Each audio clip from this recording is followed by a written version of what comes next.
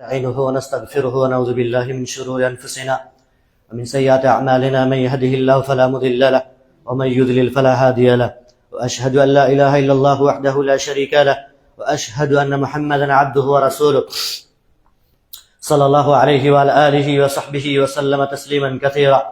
أما بعد، فإن أصدق الحديث كتاب الله، وخير الهدي هدي محمد صلى الله عليه وسلم، شر الأمور محدثاتها، وكل محدثة بدعة، وكل بدعة ضلالة، وكل ضلالة في النار. فقد قال الله سبحانه وتعالى: أعوذ بالله من الشيطان الرجيم، بسم الله الرحمن الرحيم. يا أيها الرسول بلغ ما أنزل إليك من ربك وإن لم تفعل فما بلغت رسالته। শ্রদ্ধেয় সম্মানিত আজকের এই মজলিসের বা এই মসজিদের সম্মানিত ইমাম, আমাদের ছাত্র শেখ গোলাম মুস্তাফা সালাফি হাফেজাহুল্লাহ, উলামায়ে কেরামগণ, সম্মুখস্থ দিন দরদ ইসলাম দরদি ভাই সকল, পর্দার অন্তরালে পর্দানসীন মা ও বোনেরা, যাবতীয় প্রশংসা স্তব স্তুতি আল্লাহ সুবহানাহু ওয়া তাআলার নিমিত্ত, আলহামদুলিল্লাহ। অতঃপর প্রিয় নবী জনাবে মুহাম্মদুর রাসূলুল্লাহ সাল্লাল্লাহু আলাইহি ওয়াসাল্লামের উপর সালাত ও সালাম তথা দরুদ নাযিল হোক। আল্লাহুম্মা আমিন। আল্লাহুম্মা সাল্লি আলাইহি, আল্লাহুম্মা বারিক আলাইহি, আল্লাহুম্মা সাল্লি ওয়া সাল্লিম আলা নবিয়িনা মুহাম্মদ ওয়া আলা আলিহি ওয়া সাহবিহি ওয়া সাল্লাম।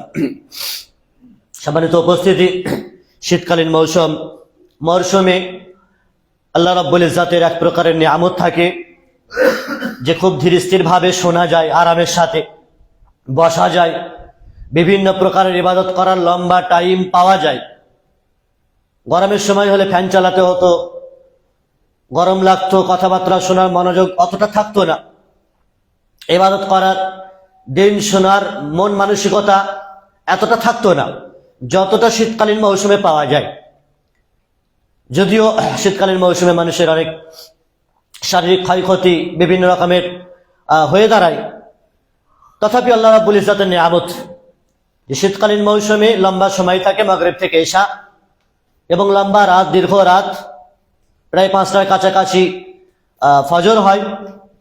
ফলে লম্বা সময় আমরা দিনের কিছু কথা শুনে তার প্রতি আমল করার একটি সুযোগ আমরা পাই। প্রিয় ভাই সকল, আমরা এ পর্যায়ে অনেকের কাছে বিভিন্ন বিষয়কে কেন্দ্র করে আলোচনা শ্রবণ করেছি। আমি আমার ভাঙা গলায় আর শরীরের অবস্থা বেহাল হওয়ার পরেও যে বিষয়কে সম্মুখে রেখে দু চার কথা খুব সংক্ষিপ্ত আকারে বলার মন স্থির করেছি, সেটি হচ্ছে মূলত বর্তমান সময়ে আমাদের সতর্ক করা। সেটি আর কিছু নয়, সেটি হলো আমাদের সকলের কাছে অত্যন্ত সুপরিচিত বিষয়, বিশ্ব ইজতেমা। আসলে এর নেপথ্যে কি, ইতিহাস কি, কারা এগুলি করছে, কেন করে? জামায়াতুত তাবলীগ, যারা ভারতবর্ষে, ভারতীয় উপমহাদেশে তাবলীগ জামাত নামে সুপরিচিত, 1921 সালের ভারতবর্ষের হরিয়ানা রাজ্যের মেওয়াত নামক শহরে মাওলানা ইলিয়াস সাহেব জন্মগ্রহণ করেন, এবং তিনি সর্বপ্রথম এই তাবলীগ জামাতের প্রতিষ্ঠা। আর এই ফিরকার বা এই জামাতের মূল গ্রন্থ হচ্ছে তাবলীগি নিসাব, যেটিকে ফাজাইলে আমল বলা হয়, যেটা সকলের কাছে সুপরিচিত। এর লেখক হলেন ইলিয়াস সাহেবের জামাই মাওলানা জাকারিয়া সাহেব, এবং সর্বপ্রথম এই বইটি তিনি প্রকাশিত করেন 1975 সালে। তাহলে 1975 সালে তাবলীগ জামাতের প্রধান কিতাব, বই, যেটিকে ফাজাইলে আমল বলা হচ্ছে, এটাকেই তাবলীগি নিসাব বলা হচ্ছে। 1921 সালে একজন ব্যক্তি, ইলিয়াস নামক ব্যক্তি, যিনি এই জামাত বা এই দিন, এই ধর্ম প্রতিষ্ঠা করলেন। অথচ আমরা জানি 1400 বছর পূর্বে নবী আকরাম সাল্লাল্লাহু আলাইহি ওয়াসাল্লামের শাশ্বত বাণী, তাদের মানহাজ, যার উপরে সাহাবায়ে কেরামরা অটল ছিলেন, অবিচল ছিলেন, যেদিন ইসলাম সরাসরি রাসূলুল্লাহ সাল্লাল্লাহু আলাইহি ওয়াসাল্লামের কাছ থেকে সাহাবায়ে কেরামরা শিখেছেন, সেটিকে সারা বিশ্বে প্রচার করার জন্য তাদের যথেষ্ট সাহায্য সহযোগিতা ছিল। নবী আকরাম সাল্লাল্লাহু আলাইহি ওয়াসাল্লামের এই ভাষা ছিল, قد تركتكم على البيضاء ليلها كنهارها لا يزيغ عنها بعد إلا هالك। আমি ইসলামকে পরিষ্কার পরিচ্ছন্ন করে রেখে যাচ্ছি, এরপরেও যদি কেউ পরিষ্কার পরিচ্ছন্ন দিন থেকে এড়িয়ে গিয়ে টেরা মেরা দিন গ্রহণ করে, বক্রপথ গ্রহণ করে, মানুষের মগজ মস্তিষ্ক প্রসূত কোনো মতবাদ আর থিওরিকে কবুল করে, সেই দিনকে আসল দিন মনে করে, তাহলে সে ব্যক্তি ধ্বংসশীল। ইল্লা হালিক, সে ব্যক্তি ধ্বংসশীল, বরবাদ হয়ে যাবে। আমাদের জানতে অজান্তে অনেক মানুষ হয়তো উপলব্ধি করতে পারি না, বুঝতে পারি না। নেক সুরতে যদি কেউ কাউকে ধোঁকা দেওয়া হয়, তাহলে মানুষ সেই শয়তান আর সেই শত্রুকে অনুভব করতে পারে না। পৃথিবীতে যদি নেক সুরতে কোনো জামাত মুসলিমদেরকে ধোঁকা দিয়েছে, তাহলে সেটি হলো তাবলীগ জামাত, সেটি হলো জামাতুত তাবলীগ, যাদের বাহ্যিক আকার, আচার, কালচার, কথাবার্তা, ভাব, ভাষা বিরাট মিষ্টি, সুমিষ্ট, যা মানুষকে আকর্ষণ করে, অ্যাট্রাকটিভ করে, মানুষকে প্রলুব্ধ করে। তাদের লেবাস, পোশাক, দাড়ি, টুপি, দিন আখেরাত মুখী কথাবার্তা, নামাজের দিকে এসো। আসলে যদি আপনি তাদের বাহ্যিক আকীদার দিকে দৃষ্টিপাত করেন, কোরআন ও সুন্নাহর মৌলিক আকীদা তাদের ভিতরে আছে কিনা, কিসের তাবলীগ করছে, কোন সে তাবলীগ, এইভাবে তাবলীগ কি রাসূলুল্লাহ সাল্লাল্লাহু আলাইহি ওয়াসাল্লাম করেছেন, সাহাবায়ে কেরামরা করেছেন, স্বর্ণযুগের মহামনীষী সালাফে সালেহিনরা করেছেন। এরকম তাবলীগ কি কোরআন সুন্নাহর বা সাহাবায়ে কেরামদের জীবনে লিপিবদ্ধ আছে? না, নাই। এটা মুখ থেকে বলা যাবে এটা নতুন একটি মতবাদ, নতুন একটি মাযহাব, দাওয়াতের নামে নতুন একটি সৃষ্টিকৃত তরিকা আর পথ পদ্ধতি, যেটি আমাদের মাওলানা ইলিয়াস সাহেব করে গেছেন। ইলিয়াস সাহেবের নির্দেশ ক্রমে বিভিন্ন বই লেখা হয়েছে তাবলীগ নিসাবের। মূল উর্দুর বই রয়েছে বেশ কিছু, হেকায়েতে সাহাবা, ফাজাইলে নামাজ, ফাজাইলে কোরআন, ফাজাইলে রমাজান, ফাজাইলে সাদকা। এই সমস্ত বইগুলো ঘেটে দেখলে তাতে ভুল, জয়ীফ, বানাওয়াট, ব্যক্তিহীন কিসসা কাহিনীতে ভরপুর, সেগুলি ভরপুর হয়ে আছে। কোরআন থেকে দার্স দেবে, তাফসীর করবে, সহিহ বুখারী সহিহ মুসলিমের দার্স দেবে, এমন ক্ষমতা তাদের নেই। তাহলে যে জামাত কোরআন সুন্নাহর আলাপ আলোচনা করতে চায় না, কোরআন সুন্নাহর দিকে মানুষকে আহ্বানই করে না, সরাসরি কোরআনের দিকে এসো, হাদিসের দিকে এসো, সাহাবায়ে কেরামরা হাদিসকে কি করে বুঝেছেন সেটি বোঝার চেষ্টা করো, না, এদের মতবাদ সেটি নয়। খালি পড়ো আমাদের ফাজাইলে সাহাবা, পড়ো আমাদের এই তাবলীগী নিসাব, পড়ো আমাদের ফাজাইলে আমল, পড়ো আমাদের মুনতাখাব হাদিস। কেন রে ভাই? যেদিন ইলিয়াস সাহেব খুদ নিজে বলছেন তার তাবলীগী নিসাবের বই, যে এই দিন, যে দিনটি আমি আছি, যে দিনের উপরে আছি, সেটি হলো স্বপ্নের মাধ্যমে পাওয়া। আমি একদিন স্বপ্নে দেখলাম যে আমার উপর সহি ইলম অবতীর্ণ হচ্ছে। আমি চেষ্টা করলাম যেন আমার বেশি বেশি করে ঘুম আসে, কিন্তু আনন্দের কারণে আমার ঘুম কম হতে লাগলো। আমি কবিরাজ, ডাক্তার, এদের পরামর্শক্রমে মাথায় তেল মালিশ করতে লাগলাম, অত্যন্ত ঘুম এলো। তিনি বলছেন তাবলীগের যে এই তরিকা, চিল্লা দেওয়া, গাস্ত করা, কাশফ নামক বাতিল আকীদা পোষণ করা, এই তরিকাগুলো আমার উপরে স্বপ্নে প্রকাশ পেল। স্বপ্নে পাওয়া দিন, একজন মানুষের স্বপ্ন, সেটি ভুল হতে পারে, সঠিক হতে পারে, কিন্তু সেটিকে দিন বলে মেনে নেওয়া, ব্যাখ্যা করা, এটা বড়ই ভ্রান্তের বিষয়। কারণ নবী রাসূলদের স্বপ্ন ছাড়া পৃথিবীতে অন্য কারো ব্যক্তির স্বপ্ন দিন হয় না। রুয়াল আম্বিয়া হাক্কুন, নবীদের স্বপ্নই একমাত্র হক এবং সত্য, সেটা দিন। বাকি অন্যান্য কোন ব্যক্তিদের কোন স্বপ্ন সে পেল আর ভাবলো আর বলল যে এটা দিন, না, এটা দিন নয়, এটা দিন নয়। শয়তানের পক্ষ থেকে হতে পারে তার উপর কিছু নাযিল হয়েছে, তা আল্লাহর পক্ষ থেকে কোনো ব্যক্তির উপরে কোনো কিছু স্বপ্নে পাবে, সেটাকে দিন মনে করবে, এটা ভ্রান্তকর বিষয়, এটা ভ্রষ্টতার বিষয়। সম্মানিত উপস্থিতি, ইসলামের মানদণ্ডে মুসলিমদের সংবিধান অথেন্টিক সোর্স, ইসলাম শেখার, জানার, বোঝার, সেটি হলো কোরআন ও সহিহ সুন্নাহ। কোরআন ও সহিহ সুন্নাহ, কোরআন নাযিল হয়ে গেছে, সহিহ সুন্নাহ নাযিল হয়ে গেছে, কিছুই বাকি নেই আমাদের কাছে। এবং বিদায় হজ্জের প্রাক্কালে আল-ইয়াওমা আকমালতু লাকুম দীনাকুম ওয়া আতমামতু আলাইকুম নি'মাতি আয়াত নাযিল হয়ে ইসলাম পরিপূর্ণ হয়ে গেছে। তারপরে 1921 সাল, এত লম্বা ডিস্টেন্সের পরে কোন একজন ব্যক্তি এসে বলল স্বপ্নে আমি এই দিন পেয়েছি, এইভাবে তাবলীগ করতে হবে, এইভাবে দিনের প্রচার প্রসার করতে হবে। আমাদের দিনের একটি মৌলিক নীতি আছে, উসুল আছে, 6টি উসুলের উপর চলতে হবে। এগুলি ভ্রান্ত, মুসলিম উম্মাহকে পথভ্রষ্ট করেছে। কোরআন ও সহিহ সুন্নাহ ছাড়া অক্ষত কোনো গ্রন্থ থাকতে পারে না, তাতে ভেজাল থাকতে পারে। ইমাম মালিক রাহিমাহুল্লাহ, মদিনার ইমাম যাকে বলা হতো, তিনি বলছেন কুল্লু কাউলিন ইউখাযু ওয়া ইউতরাক ইল্লা সাহিবা হাযাল কবর। প্রত্যেক ব্যক্তির কথা এবং কাজকর্মকে ছুঁড়ে ফেলে দেওয়া যেতে পারে, প্রত্যেক ব্যক্তির কথা এবং কাজকর্মকে ডাস্টবিনের নর্দমায় নিক্ষেপ করা যেতে পারে, শুধুমাত্র সাহেব আহাদাল কবর বলতে রাসূল আসলামের কবরের দিকে ইশারা করে বলেছেন এই ব্যক্তির কথা ছুঁড়ে ফেলা যাবে না। কথা কি আমরা বুঝতে পারছি? রাসূল আসলামের কথা ছাড়া পৃথিবীর যত বড়ই রথী মহারথী হোক না কেন, তাদের কথাকে ছুঁড়ে ফেলে দেওয়া যেতে পারে, তাদের মানহাজকে, তাদের মতবাদকে, তাদের কাজকর্মকে, তাদের আচার কালচারকে ছুঁড়ে ফেলে দেওয়া যেতে পারে, কিন্তু রাসূল আসলামের কালচারকে ছুঁড়ে ফেলা যাবে না। তাহলে কোন মতবাদ গ্রহণ করবেন, কোন মানহাজ গ্রহণ করবেন? রাসূল আসলামের নাকি ইলিয়াস সাহেবের রেখে যাওয়া এই রীতি দাওয়াতের মানহাজের এই তাবলীগী নিসাব ফাজাইল আমল আর জামায়াতুত তাবলীগ, যে জামাতের উপর আজ থেকে 3 বছর পূর্বে সৌদি আরবের প্রতিটি মসজিদে মেম্বার থেকে এলান করা হয়েছে এই জামাত নিষিদ্ধ করা হলো। এখানে তাবলীগ জামাতের প্রচার প্রসার করা সৌদি আরবে একেবারে ব্যান্ড। অনেক হাজী সাহেবরা বগলের তলায়, কাপড়ের তলায় সেই বই নিয়ে গিয়ে ওখানে হোটেলে হোটেলে বিভিন্ন সময় তাবলীগ করার চেষ্টা করে লুকিয়ে চুরিয়ে। ফলে স্পষ্ট ঘোষণা মসজিদে কুবা থেকে দেওয়া হলো জামাতুত তাবলীগ ভ্রষ্ট, পথভ্রষ্ট একটি জামাত। স্বপ্নে কয়েকটি দিন আহলুস সুন্নাহ ওয়াল জামাত থেকে এরা একেবারে বিচ্ছিন্নতাবাদী অবলম্বন করেছে। কোরআন ও সহিহ সুন্নাহর সাথে এদের কোনো সম্পর্ক নেই, মন গড়া একটি প্রথা রেওয়াজ এরা তৈরি করেছে দাওয়াতের নামে। ফলে এটি পথভ্রষ্ট। সাবধান হও এবং সতর্ক হও। তারা সতর্ক হবে কোন সে জাতি? যারা খাঁটি আহলে হাদিসের নামে নাম করে, দাবি করে, মেকি খাঁকি উর্দিত পরে নেই, বাজারের ঢলে মেলাতে মেজরিটির দিকে লক্ষ্য রেখে মানুষ দলে দলে শরীক হয়, গ্রহণ করে, যায়, উপভোগ করে। নামাজ পড়তে গেলে এত নেকি আছে, তাই আছে, আয় আছে। আর হানাফি মাযহাবের মানুষেরা শেষ রমাজানে নাখোদা মসজিদের শুক্রবার মানে জুমার নামাজ পড়তে যায়, এটা তাদের আকীদা। শেষ জুমাটা রমাজানে নাখোদা মসজিদে নামাজ পড়তে হবে, কেন? নাকি বেশি পাওয়া যাবে। হুগলি জেলার মানুষের কি হলো? দলে দলে, আর হানাফিদেরকে তো ছাড়লাম আমি, আহলে হাদিস মানুষের কি হলো?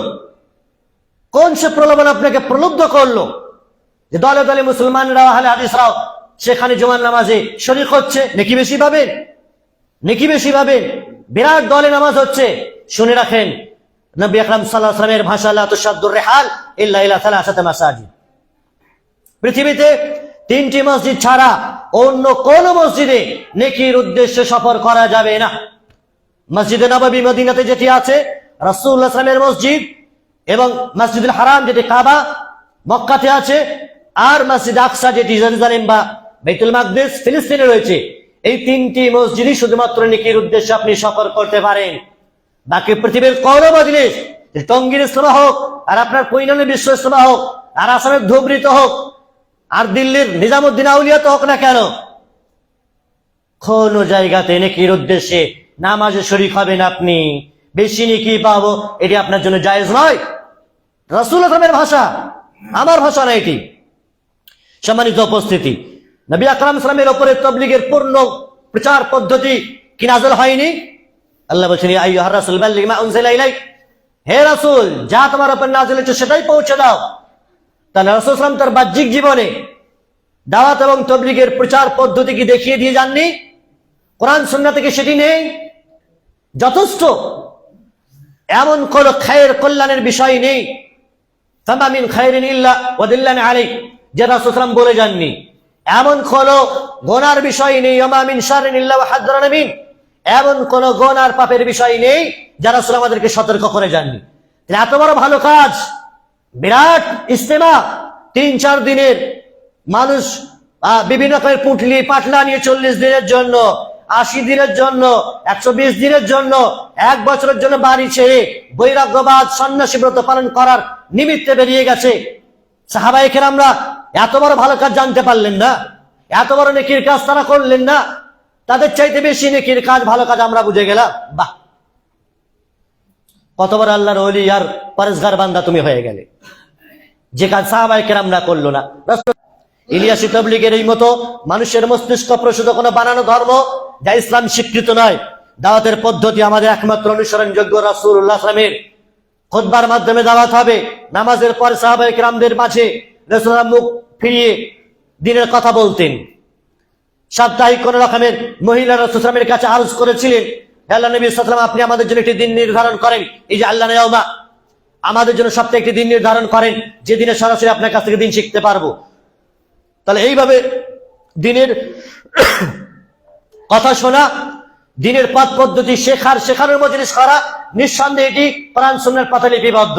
কিন্তু ওটি নয় যেটি মানুষ চিল্লার নামে আজকে সবকিছু সংসার ছেড়ে দিয়ে, বাজার ঘাট ছেড়ে দিয়ে এক চিল্লা মেরে দিয়ে বসে আছে। প্রিয় ভাই আমার, কোথায় পেল এই চিল্লা প্রথা? কোথায় পেল? 40 দিন, 80 দিন, 100 দিন চিল্লা দিতে হবে। কার তরিকা এটি? ইলিয়াস সাহেবের তরিকা। পবিত্র কোরআন সহিহ সুন্নাহতে আপনি যদি দেখেন, এই 40 দিনের মূলত চিল্লা শব্দের ব্যবহার কেউ করেননি, এইভাবে দাওয়াত তাবলীগ কেউ করেননি। তবে এটা কোথা থেকে নিয়েছে? 40 দিন জামাতের সহিত যদি কেউ নামাজ আদায় করে, তাহলে তার নাম মুনাফিকের খাতা থেকে কেটে দেওয়া হবে। এই হাদিস থেকে 40 দিনের একটা দাওয়াতি পদ্ধতি বেরিয়ে নিতে হবে, চিল্লা দিতে হবে নিয়েছে। উর্দুতে একটি কথা বলে, মারে ঘটনা ফাটে স্যার। কোথাকার দলিল কোথায় গিয়ে লাগানো? কথা বুঝতে পারছি। 40 দিনের নামাজ বা জামাত সহিত পড়ার একটি ফজিলত বলা হলো, মুনাফিকের নাম থেকে, তার খাতা থেকে তার নাম কেটে দেওয়া হবে। আপনি লাগিয়ে দিলেন 40 দিনের বা জামাত নামাজ, মানে 40 দিনের আপনাকে একটা চিল্লা দিতে হবে। পুঁটলি পাটলা ব্যাগ গুছিয়ে নিয়ে আপনি বিবি সংসার সব ছেড়ে দিয়ে বৈরাগী হয়ে যান, আপনি সন্ন্যাসী হয়ে যান আপনি। প্রিয় ভাই আমার, এটা ইসলাম নয়, এটা ইসলাম নয়। আমাদেরকে ইসলাম এভাবে দাওয়াত তাবলীগের পদ্ধতি শেখায়নি। অনুরূপ ভাবে হজ উমরার নামে যারা হজ অথবা উমরা করতে যান, ট্রাভেল চলা হাজিদেরকে এই কথা শিখিয়ে দেন যে মদিনাতে গিয়ে 40 ওয়াক্ত নামাজ আদায় করতে হবে, মসজিদ নববীতে 40 ওয়াক্ত নামাজ আদায় করতে হবে। কেন? কোথায় আছে কথা যে হাদিসের উপর ভিত্তি করে বলা হয়েছে যায়ীফ এবং মুনকার? মসজিদে নববীর চাইতে তো বেশি ফজিলত মক্কাতে আছে। কেন মক্কাতে 40 ওয়াক্ত নামাজ পড়াও না রে? কেন? বিল বেশি হয়ে যাবে ট্রাভেল চলাদের। কেন করে না? মদিনাতে 40 ওয়াক্ত নামাজ পড়তে হবে, আচ্ছা কেন 41 ওয়াক্ত পড়া যাবে না? কেন 1 ওয়াক্ত কম পড়া যাবে না? 39, 38 না, 40 ওয়াক্ত পড়তে হবে। এই হাদিস থেকে তারা নিয়েছে যে 40 ওয়াক্ত নামাজ পড়লে মুনাফিকের খাতা থেকে তার নাম কেটে যাবে। 40 ওয়াক্ত কি মদিনাতেই পড়তে হবে? এ কথা লেখা আছে। কেন তোমার পাড়ার মসজিদে 7 ঘড়িতে পড়লে হবে না? একই ফজিলত যে মসজিদে পড়ুক না কেন, 40 ওয়াক্ত বা জামাত তাকবীর উলার সাথে কেউ পড়লেই নাকি পেয়ে যাবে সেটা মদিনার সাথে কেন সম্পৃক্ত করলে? আর ওখান থেকে চিল্লা প্রথা দিয়ে দিলে দলিল যে এক চিল্লা দিতে হবে 40 দিন, বাহ 40 ওয়াক্ত নামাজ পড়তে হবে। এটি ধোঁকা, এটি প্রতারণা এবং কোরআন হাদিসের মানে কি বলে, কোরআন হাদিসের অপব্যাখ্যা, মানুষদেরকে ভুল বোঝানো। প্রিয় ভাই আমার, এই চিল্লা প্রথা যেটি কোরআন সুন্নাতে নেই, এটি মানুষ তৈরি করেছে দাওয়াতের নামে। এক চিল্লা 2 চিল্লা দিতে পারলে তুমি সবচেয়ে বড় আউলিয়া হয়ে যাবে, পরেশগার হয়ে যাবে। দিনের এই প্রথা ভ্রান্ত। আপনি মনে মনে ভাববেন এটা ভালো কাজ, তো সংসার সব ছেড়ে দিয়ে, জোট ঝামেলা ছেড়ে দিয়ে দিনের পথে বেরিয়ে গেছে, আল্লাহ আল্লাহ করছে। সংসার গোল্লাই যাক, রসাতলে যাক, নাকি পরিবার রসাতলে যাক, তুমি খালি আল্লাহ আল্লাহ করে চাচা আপন জান বাঁচা, জান্নাত চলে যাবে। প্রিয় ভাই আমার, ইসলাম এ কথা শেখায়নি আমাদেরকে, শেখায়নি। এই তাবলীগ আমাদেরকে শেখায়নি। রাসূলুল্লাহ সাল্লাল্লাহু আলাইহি ওয়াসাল্লাম তাবলীগ আমাদেরকে শিখিয়েছেন তুমি শুনবে আর বাড়ি থেকে শোনাবে, তুমি বুঝবে, বাড়িতে পরিবারে গিয়ে সেটাকে দাওয়াত তাবলীগ করবে। ইয়া আইয়ুহাল্লাযীনা আমানু কু আনফুসাকুম ওয়া আহলিকুম নারা, নিজে বাঁচবে সাথে সাথে পরিবারকে বাঁচাবে। তুমি কি একাই জান্নাতে যাবে? পরিবার যাক যেখানে। আরে নূহ আলাইহিস সালাম, তার পরিবার যদিও কাফেরা ছিল, তার স্ত্রী নূহ আলাইহিস সালামের স্ত্রী কাফেরা, নূহ আলাইহিস সালামের সন্তান কাফের, তারপরেও তাদেরকে নৌকাতে ডেকে তাদেরকে বাঁচানোর চেষ্টা করছেন যে আমার তো পরিবার, আমার পরিবার। আল্লাহ রাব্বুল ইজ্জতের পক্ষ থেকে ধমক আসছে, ইন্নাহু লাইসা মিন আহলিক, তোমার পরিবার নয় ওরা। যারা দিনের ভিতরে নেই, সে তোমার স্ত্রী হোক, তোমার সন্তান হোক, সে তোমার পরিবারের অন্তর্ভুক্ত নয়। রক্তের সম্পর্কে পরিবার, এটা পরিবার বলা যাবে না। দিনের সূত্রে যদি পরিবারের গঠন থাকে, তাহলে সেটাই হবে মূল আসল বিষয়। কারণ দিনই সম্পর্কটাই আখিরাত পর্যন্ত নিয়ে যাবে। রক্তের সম্পর্কে দুনিয়াতে আছে, মারা যাবে, মাল বন্টন হয়ে যাবে, তোমার সম্পত্তি বন্টন হয়ে যাবে, কিছুই থাকবে না তোমার নামে। রক্তের সম্পর্ক দুনিয়াতে শুধু, আখিরাতে নেই। আল্লাহ তাআলা পবিত্র কোরআনে বলেছেন, ইয়াউমা ইয়াফিরুল মার'উ মিন আখিহি ওয়া উম্মিহি ওয়া আবিহি, মানুষ সে তার ভাই, মা, বাপ, কে যে যার কাছ থেকে পালাবে, দৌড়াবে। কোথায় গেল আপনার রক্তের সম্পর্ক? বাঁচাতে পারবে? পারবে না রক্তের সম্পর্ক বাঁচাতে। শুধুমাত্র দিনের সম্পর্কই আপনাকে বাঁচাতে পারবে। তাহলে দিনের সম্পর্ক করে তুলতে হবে। তাবলীগ জামাতের একটি নীতি হলো গাছ করা, টহল দেওয়া, বিভিন্ন রকমের ঘোরাফেরা করা, ভ্রমণ করা। দুই রকমের গাছ আছে, গাছটা খুশুসি, গাছটা আমমে, খাস খাস লোকের কাছে গাছ করা। এক জামাত সহকারে বেরিয়ে গ্রামে গঞ্জে গিয়ে, রাস্তাঘাটে গিয়ে একটি জামাত সহকারে মানুষদেরকে দিনের পথে আহ্বান করা, না, এ তরিকা শরীয়ত সম্মত নয়। বাহ্যিক আপনাকে ভালো মনে হলেও যদি কোরআন সুন্নাহর দলিল না থাকে তাহলে সেটা ভালো নয়। এটা হলো ইসলামের মূল থিওরি, যেটা আপনার মগজে কলজেতে ভরতে হবে। ভালো তো রসুল ভালো বুঝলেন না, সাহাবায়ে কেরামরা ভালো বুঝলেন না, আমরা কালিদাসেরা ভালো বুঝে গেলাম। এজন্য ভালো সেটাই যা কোরআন সুন্নাতে আছে, নেকি সেটাই যা কোরআন সুন্নাতে আছে। আপনি আমি বাহ্যিক তরিকা ভালো বুঝলেই সেটি ভালো নয়। গাছের এই তরিকা, ইলিয়াস সাহেবের নিজস্ব একটি থিওরি, আল্লাহর পথে দাওয়াত দেওয়া ফরজ, কিন্তু তার পদ্ধতি আছে, পদ্ধতি আছে। দল দল জামাত জামাত আপনি শুধুমাত্র মুসলিমদেরকে দাওয়াত দেবেন, ডেকে হেঁকে শুধুমাত্র অমুসলিমদের কাছে কি দাওয়াত পৌঁছাবেন না? আচ্ছা, জামাত সহকারে আপনি পৌঁছাবেন, আপনার সাথে একা কি কোনো ভাইয়ের দেখা হলো, মাঠে আছে, ঘাটে আছে, বাজারে আছে, বিড়ি সিগারেট খৈনি ফাটছে, তাকে দাওয়াত দেওয়ার আপনার জন্য জরুরি নয়? আরে ওরা যারা খুদ দাওয়াত দিচ্ছে, বিড়ি সিগারেট আর গুড় খাইলে তো এটা মানে লেমন চুষ এদের কাছে, এদের কাছে এটা ললিপপ। আমি সৌদি যাতায়াতকালীন, মদিনাতে যাতায়াতকালীন দিল্লি থেকে ফ্লাইট ধরতাম, তো আমরা 2-3 বার পূর্ব এক্সপ্রেসে টিকিট করেছি, তো তবলিগ জামাতের সাথে আমাদের টিকিট করেছি। তাদের সব কালচার ওই একদিনে সব দেখে নিয়েছি 24 ঘন্টাতে। শুধু আসো, তসবি মারা নিয়ে তসবি জপছে, বসো, বিরিয়ানির ডেক বার করেছে, খাচ্ছে, খাওয়াচ্ছে, আর বিড়িও ফুঁকছে, খৈনিও ফাটছে, সবই চলছে। এই জামাত শুধু আমলের ফজিলতের দাওয়াত দিলে হবে, নামাজ পড়ো, যাকাত দাও, মানুষকে ভালো কথা বলো, আর বিড়িটাও চালিয়ে যাও, খৈনিটাও ফেটে যাও। আর এটা নয়, বরং ইসলামের দাওয়াত হলো দুটি। ভালো কাজের আদেশ যেমন জরুরি, মন্দ কাজ থেকে নিষেধ ততটাই জরুরি। বরং এ যুগে, এ প্রেক্ষাপটে ভালো কাজের আদেশের চাইতে মন্দ কাজের নিষেধটা হলো সর্বাপেক্ষা জরুরি, বেশি জরুরি। মন্দ কাজ থেকে নিষেধ করা।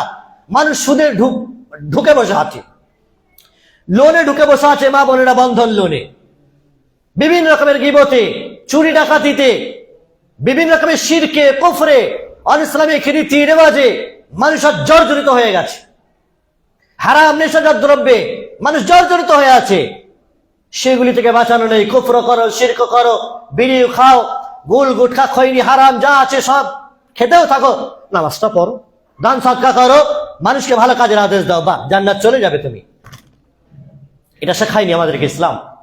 রাসূলুল্লাহ সাল্লাল্লাহু আলাইহি ওয়াসাল্লামের উপরে আয়াত নাযিল হচ্ছে, মা আতাকুমুর রাসূল ফাখুযু ওয়া মা নাহাকুম আনহু ফান্তাহু। রাসূল যা দেবেন সেটাও নিতে হবে, আর যা থেকে নিষেধ করবেন সেটাকেও মানতে হবে। রাসূল শুধু নামাজের কথাই বলেননি, ইসলাম নষ্ট করে দেয়, ঈমান নষ্ট করে দেয়, জাহান্নামের পথে নিয়ে যায়, এমন হাজারো কর্মের দাওয়াত তাবলীগ জামাতের মাঝে খুঁজে পাবেন না। বলবেন এরা, কারণ এরা নিজেরা তো ভুগে বসে আছে, ভুক্তভোগী। এই গোনাতে এরা নিজেরা শরীক হয়ে আছে। আকীদা সঠিক নেই, এদের আকীদার দাওয়াত নেই, তাওহীদের দাওয়াত নেই, যেটি সকল নবী রাসূলের উপর প্রথম জিম্মেদারি হলো তাওহীদের দাওয়াত দেওয়া, এক আল্লাহর সম্পর্কে মানুষকে জ্ঞাত করা, আল্লাহ রাব্বুল ইজ্জত সম্পর্কে মৌলিক আকীদাগুলো পোষণ করা, রাসূলের বিষয়ে, দ্বীন ইসলামের বিষয়ে না। নামাজটা খালি পড়ো, যাকাতটা দাও, মানুষকে ভালো কথা বলো, বাস আখিরাতমুখী কথা বলো, শুধু জান্নাত চলে যাবে তুমি। প্রিয় ভাই আমার, এজন্য আমাদেরকে মনে রাখতে হবে ইসলামের যে মানহাজ, রাসূলুল্লাহ সাল্লাল্লাহু আলাইহি ওয়াসাল্লামের যে দাওয়াত তাবলীগের পদ্ধতি, সেটি হলো শুধু আমলের ফজিলতের প্রতি নয়, বরং যে আমলগুলো আপনাকে নষ্ট করছে, জাহান্নামে নিয়ে যাচ্ছে, সেই আমলগুলো শিরকের বিষয়ে আগে আপনাকে সতর্ক করতে হবে, কুফরের বিষয়ে আগে সতর্ক করতে হবে, ইসলাম ঈমান নষ্টকারী বিষয়ে আগে সতর্ক করতে হবে। হারাম নেশাজাত দ্রব্য পান করছেন, ইবাদত কবুল হবে, দোয়া কবুল হবে। রাসূলুল্লাহ সাল্লাল্লাহু আলাইহি ওয়াসাল্লাম বলেছেন, আশআশা আকবার ইয়ামুদ্দু ইয়াদাইহি ইলাস সামা, ধুলো ধূসরিত একজন ব্যক্তি, সে হাত তুলে উত্তোলন করে দোয়া করছে আল্লাহর কাছে। ফেরেশতারা বলছেন, যেই ব্যক্তির দোয়া কেমন করে কবুল হবে? মাতআমুহু হারাম, মালবাসুহু হারাম, মাশরাবুহু হারাম, তার খাবার দাবার পোশাক পরিচ্ছদ সব হারাম। ফাআন্না ইস্তাজাবু লিযালিকা, এর দোয়া কি করে কবুল হবে?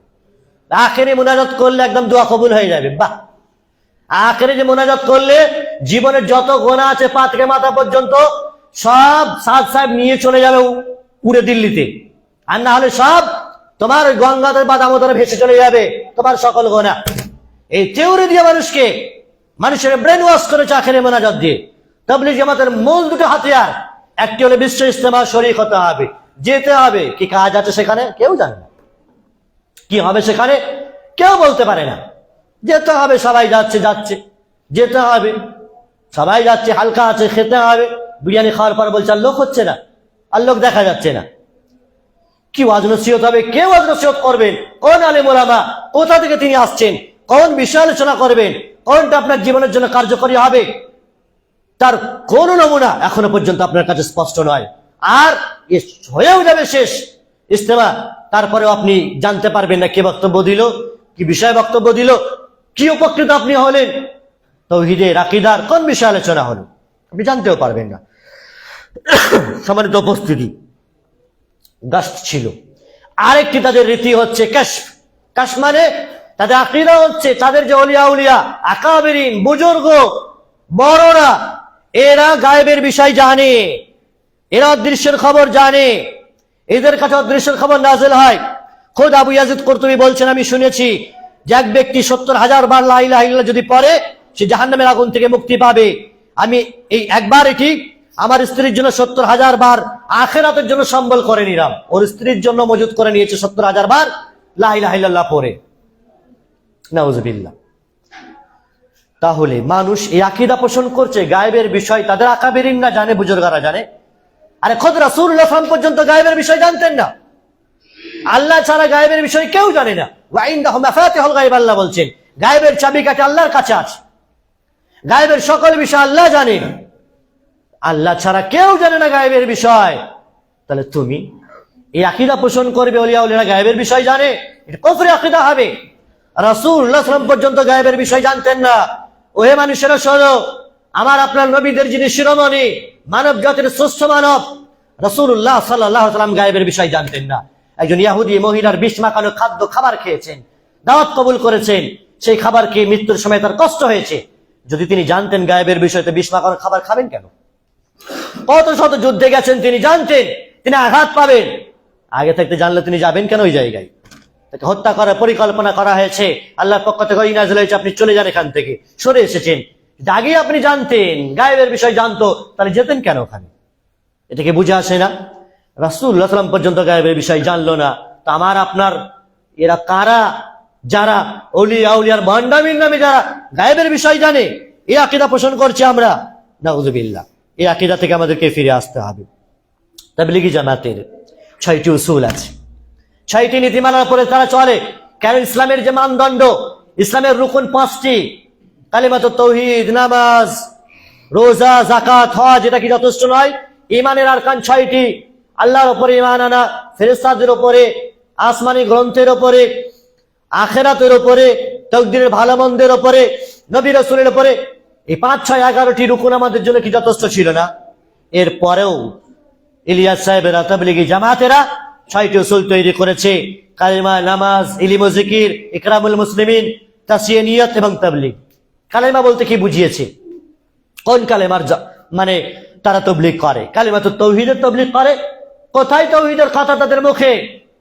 তাহলে কালেমা শুধুমাত্র জপ করার নাম, লা ইলাহা ইল্লাল্লাহ।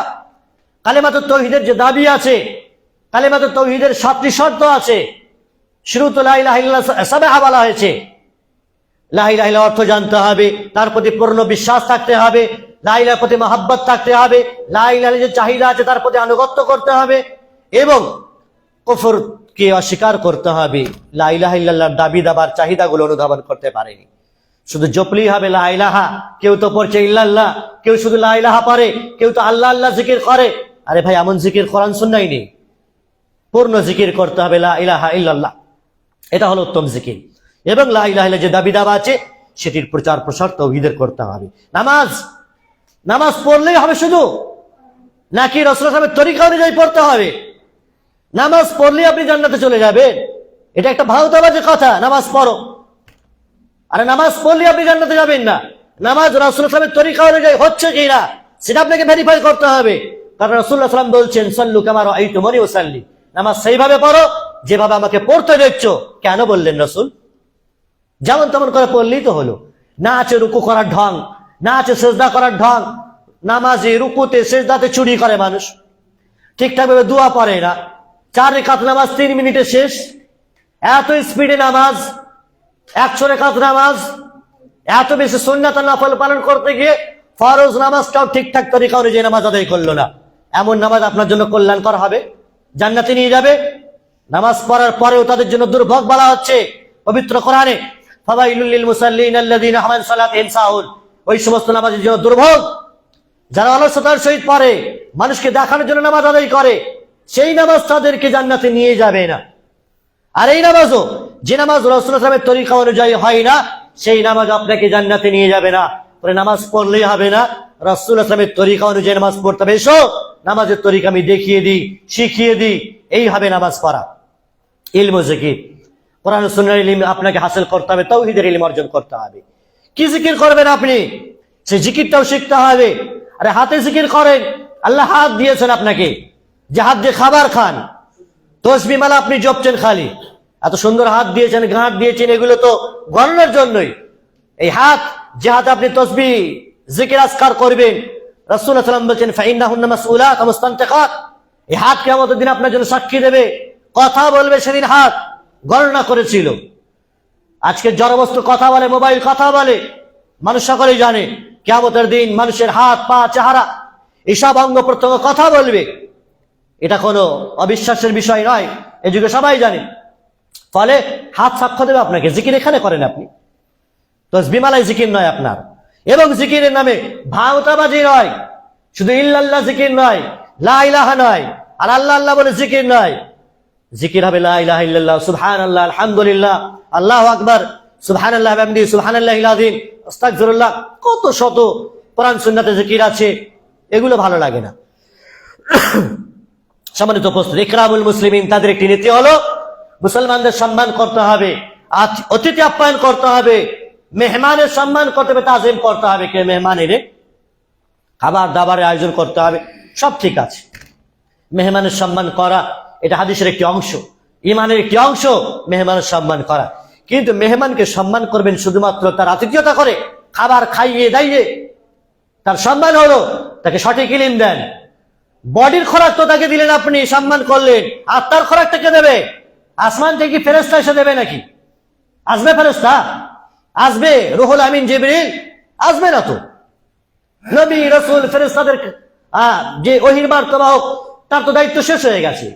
তাহলে কে শেখাবে? আত্মার খোরাকটা কে দেবে?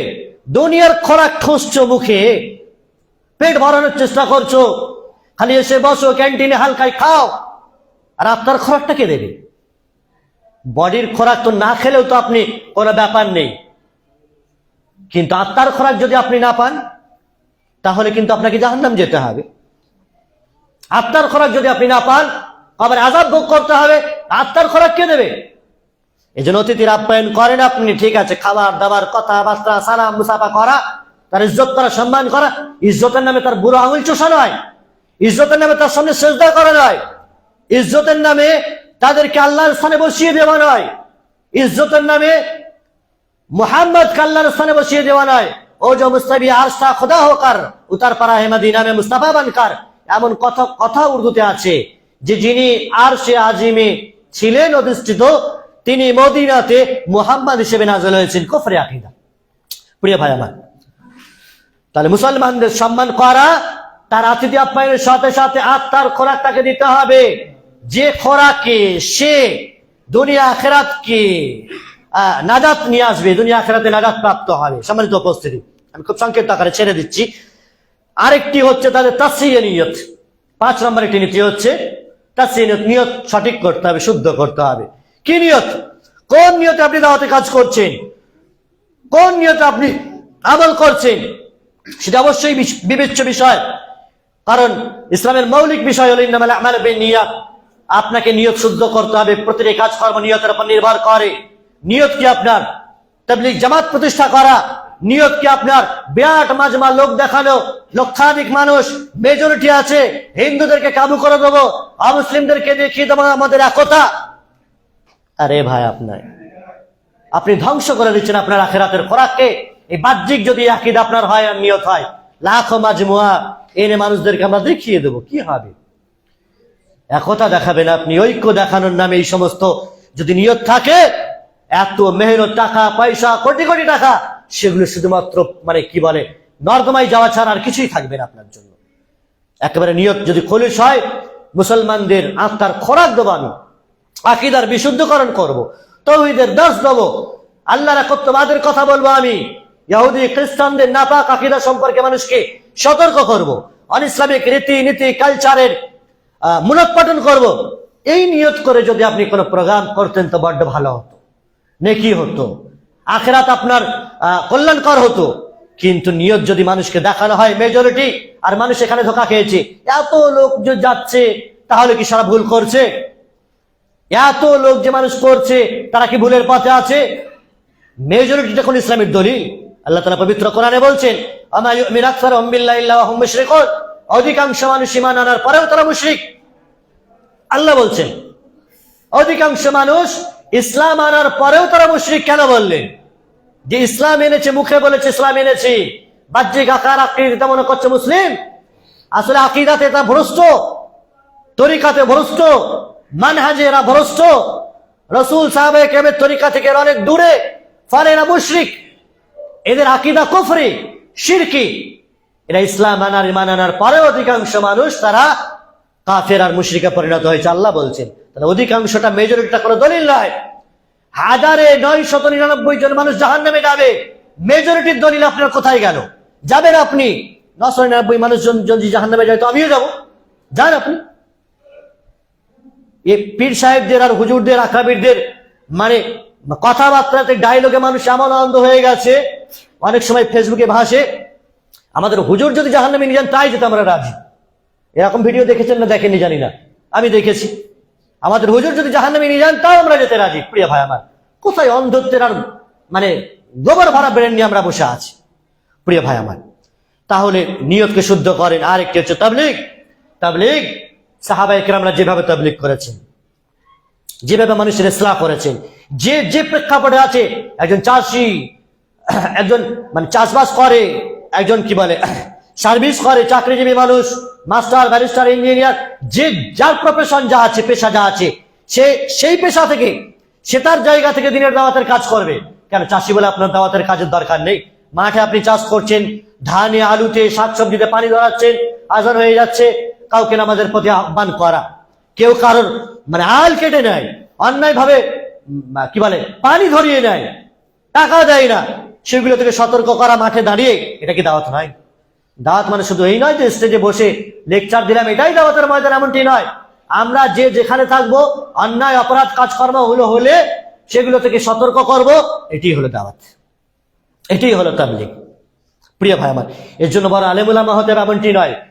আম মানুষের জন্য কি জরুরি নয় শুধু আলেম উলামারাই বকবে, বক্তব্য দেবে, ছোটাছুটি করবে, আর আপনি টাকা পয়সা করে বাড়ি গাড়ি স্ট্যাটাস করে বসবেন? না, আম মানুষ, সাহাবায়ে কেরামরাও তো আম ছিলেন, সকলের এই জিম্মেদারি, আপামর জনগণের জিম্মেদারি হলো যে যার স্তর থেকে, ক্ষেত্র থেকে তারা স্ব জিম্মেদারি পালন করবে। প্রিয় ভাই আমার, সর্বশেষ দুটি কথা, তাবলীগ জামাতের বিশেষ আকর্ষণ, সেটি হলো বিশ্ব ইজতেমা। বছরে একবার হবে। হুগলি জেলায় 32 বছর পার হচ্ছে, আর কথা হচ্ছে সামিল হতে হবে। এই যে ধোঁকা, এতগুলো মানুষ শরীক হচ্ছে, আর কিছু তুমিও শরীক হবে না কেন? চলো, বিশাল উপকার আছে, বিরাট নেকি আছে। এটি একটি ধোঁকা। আর একটি হচ্ছে আখেরি মোনাজাত। আখেরি মোনাজাত মানে কি? লাইফের আখেরি মোনাজাত নাকি বছরের আখেরি মোনাজাত? এটা প্রমাণ করতে হবে। কোথাকার আখেরি মোনাজাত? ওদিকে ওপার বাংলায় তো টঙ্গী নদীর তীরে আখেরি মোনাজাত হচ্ছে, ওখানে তো আসামে হচ্ছে, আর আপনার এখানে তো হচ্ছে। কোনটি আখেরি মোনাজাত? আখেরি মোনাজাত কি?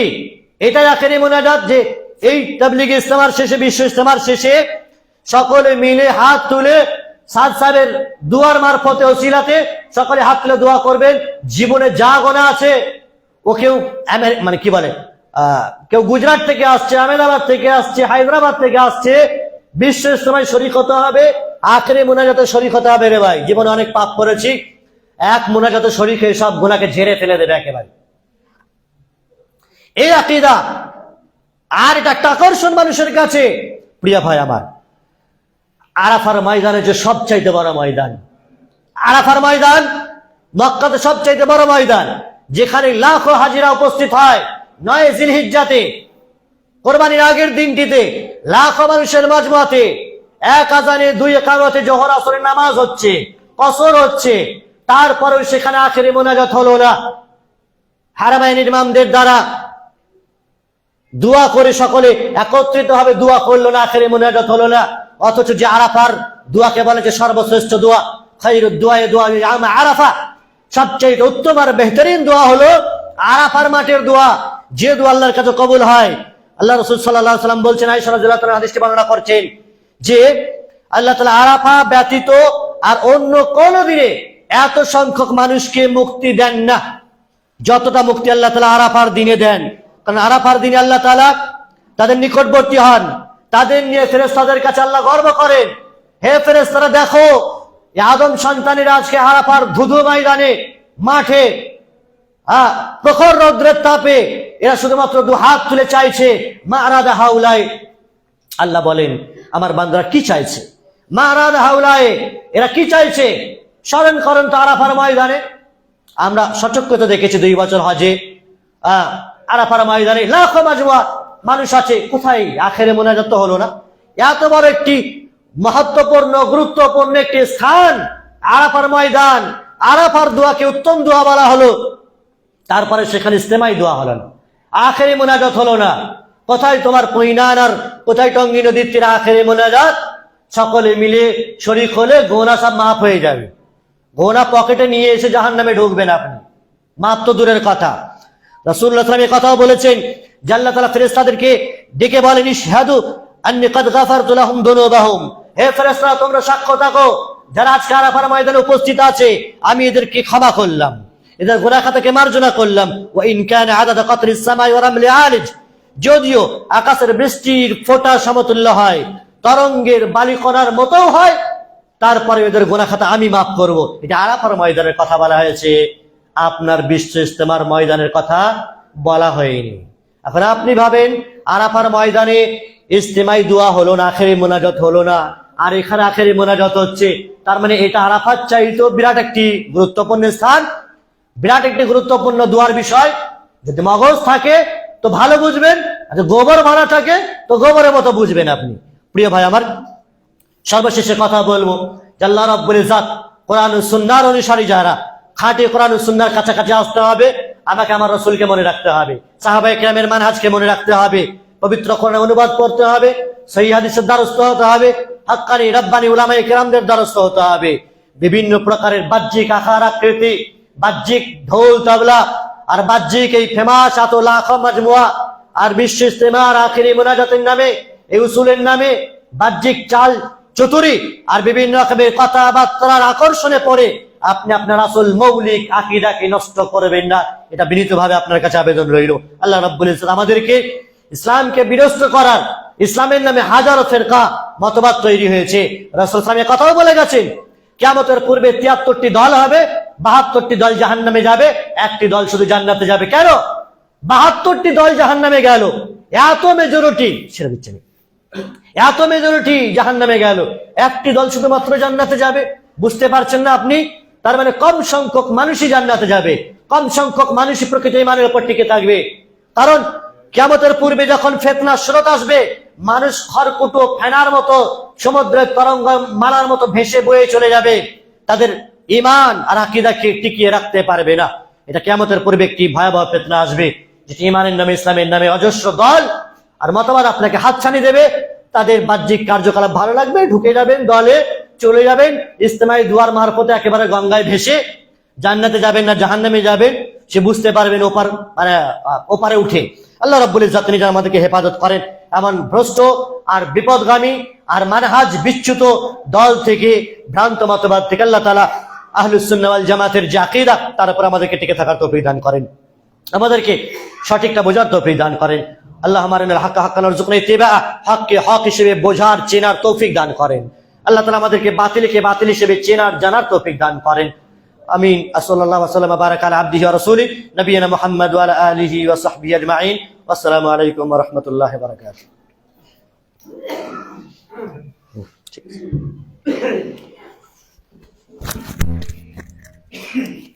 আসসালামু আলাইকুম ওয়া রাহমাতুল্লাহি ওয়া বারাকাতুহু। সম্মানিত উপস্থিতি, আমরা যারা আমাদের ডাকে সাড়া দিয়েছেন, আল্লাহ আপনাদের এই উপস্থিতি কবুল করুন। দুনিয়া এবং আখিরাতের কল্যাণে এই সমস্ত বাবা-মা আমাদের আহ্বানে সাড়া দিয়ে তাদেরকে আমরা ধন্যবাদ জানাই যে ইসলামময় পরিস্থিতিতে আপনাদের এই উপস্থিতি প্রতিবাদ করা যায়। এবং আপনাদের এই উপস্থিতি আল্লাহ